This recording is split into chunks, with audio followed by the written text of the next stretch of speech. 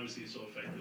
Well, I mean, we didn't make the adjustment. I didn't make the adjustments. We should have ran Tyson at him along with Kidd, trying to get the ball out of his hands, especially after he made the first three, and we didn't do that, so that's on me.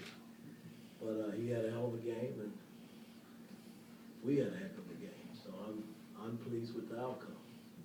With that, Coach, can you talk about the contributions of Chandler and Kidd and them feeding off each other? Well, I mean, like anytime you're shorthanded,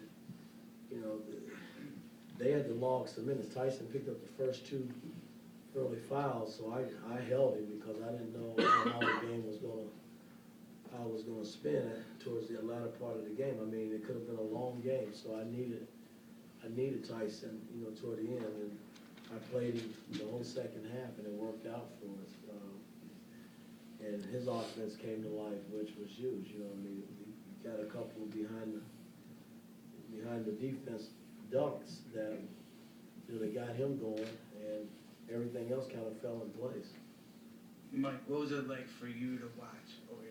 What was it like for you to watch Bergeau on the line at the end? And you talk about defending home court all the time. So how important was it for you to walk off with the win tonight? Well, I mean, it's very important. I mean, no matter who you play, we're trying to continue to keep our winning ways here at home. Had he made the free throw, we still had one on the clock. Second, that's enough time for us to win the game. That's kind of how I felt.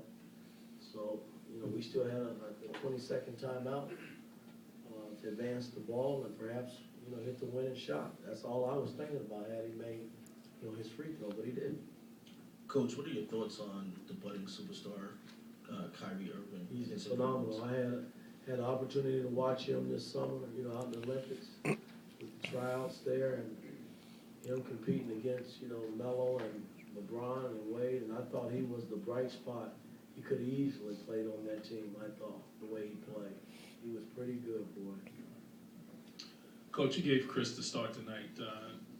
How would you assess his performance? I thought he played great. He was a little nervous early, but, the guy can make shots. He probably wasn't fair that I started him against Thompson, a bigger guy that he had to bang with because he doesn't have the physical skills to do that.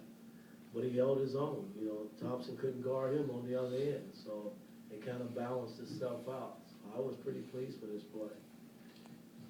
Did JR's play on the defensive end stand out to you at all? He had a big steal late on Miles. Well, again, I mean, we have a way of just coming up with big plays, guys stepping up, making big plays, and that's how it's got to be. I told him before the game, no excuse. We can't make excuses because Melo's sitting on the sideline or Rasheed.